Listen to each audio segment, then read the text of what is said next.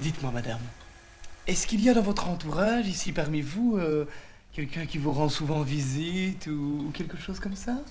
Oh, ben j'ai des connaissances et je suis bien surtout avec tout le monde et on m'appelle mamie et... Et mamie Tremblant, elle s'est déjà fait tromper, mamie Tremblant, hein? Man Bites Dog is one of the funniest movies I've ever seen. Released in 1992, this Belgian mockumentary won the International Critics Prize at Cannes, and it would become a surprising hit in the United States. This is quite impressive, considering that it was made by 4 friends who had next to no budget. It Happened Near Your Home is a really disturbing movie. This film technically falls in the found footage genre, nearly a decade before the Blair Witch Project.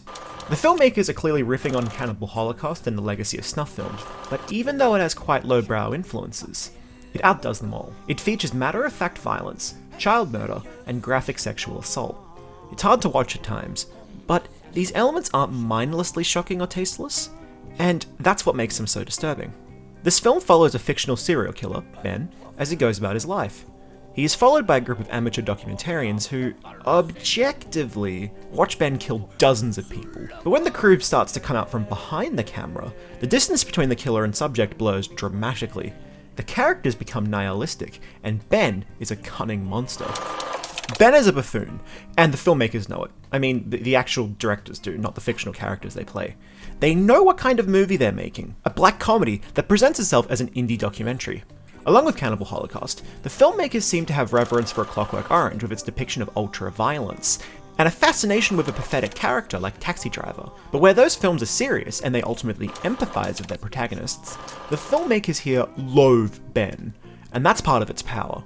This is a film about many things: how hilarious psychopathy can be, how little we care about our elderly population, but primarily, it is about the relationship between creator and subject.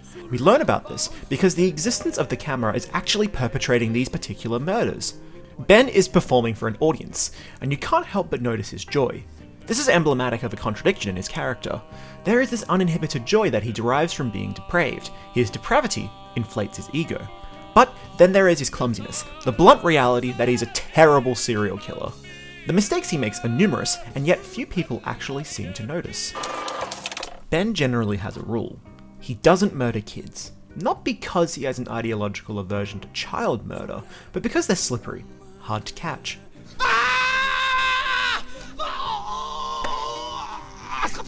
It's funny in one way, but it highlights how Ben isn't good at his quote-unquote passion. He can't catch the brat until he gets the film crew to actually help him. Non. Comme tu peux remarquer, je ne suis pas vraiment habitué. It's at this point where the things get really dicey in the film. The characters grow progressively more depraved. They stop observing their subject, and they start serving him. And that seals their fate. They were good for nothings anyway. This movie is really well shot, actually, and it takes full advantage of allowing boom mics and lighting apparatus to be noticeable by the viewer.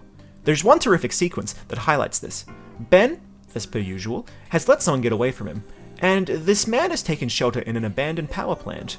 And as the crew follows along for this hunt, Ben shows off by pretending that some bird shit will help lead him to the man he's trying to murder. But during this performance, he realizes that he's lost his ID bracelet. This fool urges the film crew to go find his bracelet for him, and because each of the members holds one part of the film equipment, things become out of sync. Ben is talking, but we can only hear the sound crew, who are 50 meters below them. It's a clever use of sound, and you have to fill in the gaps using 2 different sources, and that's kind of a microcosm for the relationship between creators and audience. The characters say one thing, and we get something else. Scenes with conflicting messages are put right next to each other. A vile scene of the crew raping a couple is juxtaposed against Ben sitting in a church. This serves 2 purposes. This is meant to shock you, and that shock is meant to be comedic. Like a violin string, the tension is continually tightened, and as it snaps, we get a comedic release. This helps the pacing of the film tremendously. This character study could have been a rather glum affair, but it's honestly quite funny, and that brings us to our second reason for these jarring juxtapositions. The placing of these scenes are supposed to shock you, and that's supposed to make an artistic point. Even a psychopathic serial killer has his downtime, periods where he prays and where he pretends to love his parents. We are often conditioned to believe that stories have to be all action, and plots have to be well constructed to be good. Instead, Man Bites Dog argues for the banality of its character. He's scary, he's kind of pathetic, and because of that, he needs to perform in order to feel special.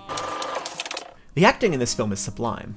Ben is played to absolute perfection by Benoit Poelvoorde. You believe that this man is so in love with himself, so deeply captivated by the smell of his own farts, that you believe everything he does. He's always chasing after someone he failed to kill, or he's casually smoking with blood on his hands. You believe that he's an experienced serial killer. He has a commanding charisma, and the way the camera will follow his commands, exposing the secrets of the people he has senselessly killed, is mesmerizing. And the other characters come across as more sensitive than you might expect. At least, at first they do, then they fall underneath Ben's spell, and watching that take place is something I cannot recommend enough. This is a hard film to recommend flippantly, but it's something that I recommend everyone try at least once. Despite the fact that this was a first feature from this small group of friends, it has a masterful command of tone, and it has a lot of interesting ideas about filmmaking and documentary production. It interrogates who has more power, the creator or the subject, and it turns out that the power balance is so much murkier than you might think. And you should watch Man Bites Dog, because it's a film that has me in two minds, and it will split yours too. Thank you for watching.